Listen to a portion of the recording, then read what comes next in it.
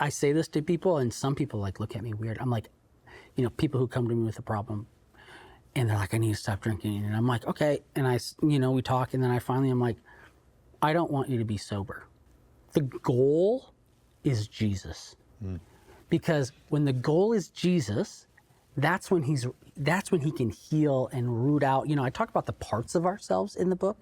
Like if you think about it, like we're all made up of different parts. It's kind of like that movie Inside Out. Yeah. And it's like, there are parts of ourselves that we give to Jesus. The healthy parts of me wrote a best-selling book on faith and mental health, and that was great. But then there were these other parts of myself that Satan started whispering to me about, starting in the fall of 2021. Those parts, I'm not talking about that. I'm keeping that hidden and buried, right? And those are the parts that you drink away.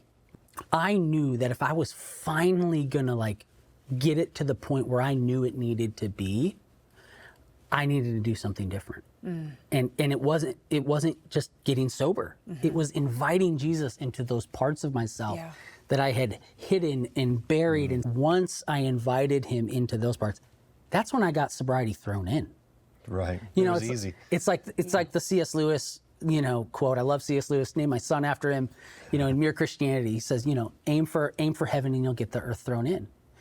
Aim for Jesus and you'll get sobriety thrown in. So many times we aim for sobriety, and it's like, maybe you white knuckle it for a little bit. I met a guy last week, 22 years he white knuckled sobriety. And then when he couldn't white knuckle it anymore, it led to 17 years of pain of going back to the bottle.